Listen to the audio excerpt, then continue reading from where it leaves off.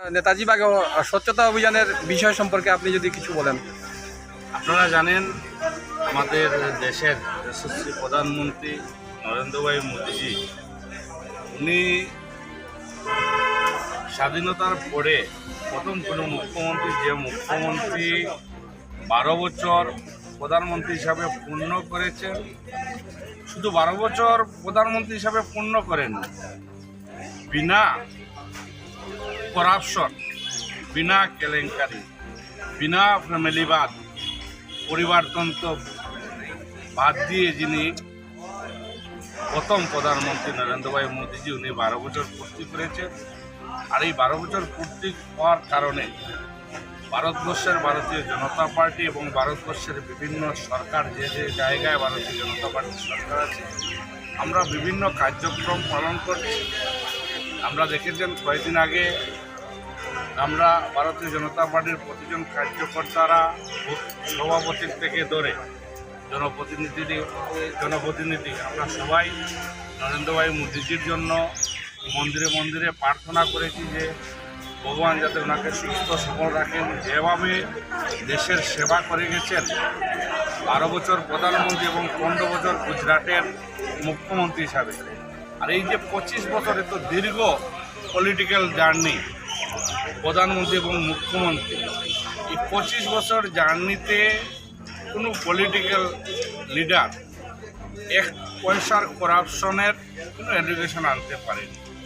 আর এই প্রধানমন্ত্রীর 12 বছর প্রধানমন্ত্রী পূর্তি উপলক্ষে ভারতীয় জনতা পার্টি বিভিন্ন কার্যক্রম করছে, যার থেকে ধরে বিভিন্ন বুদ্ধিজীবী এবং বিভিন্ন লোকদের সঙ্গে দেখা করার থেকে ধরে ভারতীয় জনতা পার্টির সরকার 12 বছরে কী কী করেছে প্রধানমন্ত্রী নরেন্দ্রভাই মোদীজির নেতৃত্বে।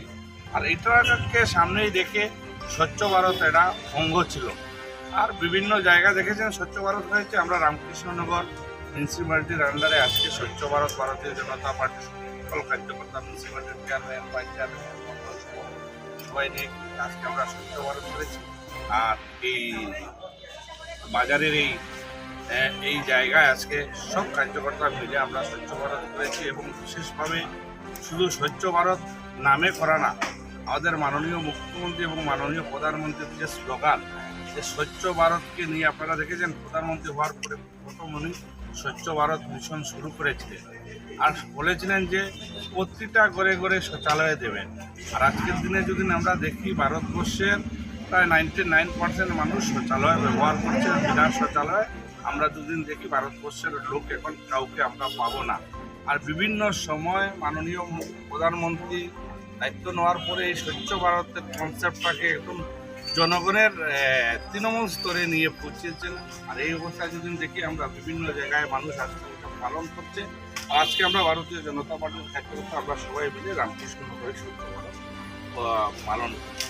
আচ্ছা, রামকৃষ্ণনগরের যে জায়গায় আপনি স্বচ্ছতা অভিযান করছেন নেতাজি বাগ, সেই নেতাজি বাগ আজকের থেকে 50 বছর আগে যে ইনফ্রাস্ট্রাকচার ছিল সেই ইনফ্রাস্ট্রাকচার বদলায়নি। তো হিমন্ত বিশ্ব শর্মা থেকে শুরু করে আপনি আরও অন্য প্রণব মুখার্জি পর্যন্ত এখানে সভা করে গেছেন। এটার পরিকাঠামো বদলের জন্য আপনার কি কোনো পরিকল্পনা রয়েছে? নিশ্চয় আছে। আপনি জানেন, আপনি বলেছেন রামকৃষ্ণনগরের অস্তিত্ব এই নেতাজি বাগ। আর আমরা যদি দেখি, আমিও নিজে অনেকবার ভারতীয় জনতা পার্টির মিটিং মিছিল এখানে উপস্থিত ছিলাম। আমি বিধায়ক হয়েও 1-2বার এখানে ফাংশন করেছি, মিটিং করেছি। বা এখানে দুর্গাপূজার থেকে ধরে বিভিন্ন কালচারাল প্রোগ্রাম, একমাত্রই জায়গা এটাই ছিল রামকৃষ্ণনগরের। অন্যায় হয়তো বিভিন্ন জায়গায় হচ্ছে ফল।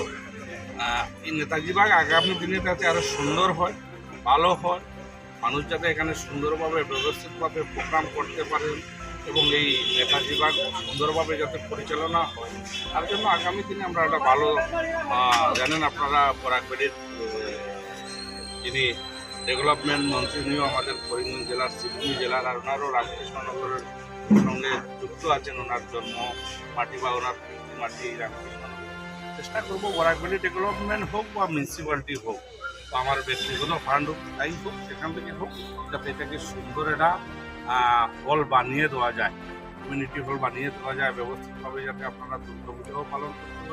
বিভিন্ন ফাংশনও করতে পারেন, তার জন্য আগামী দিনে আমরা ব্যবস্থা নেব। বিশ্ব যোগা দিবস তো সন্নিকটে, বিশ্ব যোগা দিবসে আপনার কি কোনো বিশেষ অনুষ্ঠান রয়েছে? হ্যাঁ আছে, আমাদের প্রতিটা মণ্ডলে মণ্ডলে প্রোগ্রাম হবে কালকে।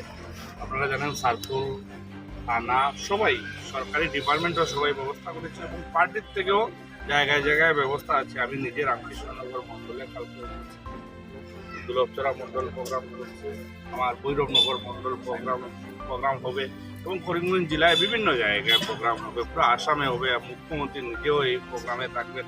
এই যোগা দিবসটাও আপনারা জানেন ইন্টারন্যাশনালি যেদিন করে যেদিন কেউ পৌঁছিয়েছেন আমাদের মাননীয় মুখ্যমন্ত্রী। এই মাননীয় মুখ্যমন্ত্রী 12 বছর ভারতের যে উন্নয়ন করেছে তার জন্য আবারও ঈশ্বরের কাছে প্রার্থনা করব মাননীয় প্রধানমন্ত্রী যাতে সুস্থ সবল থাকেন, আরও 15-20 বছর যাতে ভারতবর্ষকে নেতৃত্ব দিতে পারেন। আর ভারতবর্ষ যেভাবে আমাদের একটা স্বপ্ন আছে জগৎ সেবার শ্রেষ্ঠ আসনে বসবে, মাননীয় প্রধানমন্ত্রী নরেন্দ্র ভাই মোদীজির নেতৃত্বে জগৎ সেবার শ্রেষ্ঠ আসনে বসবে।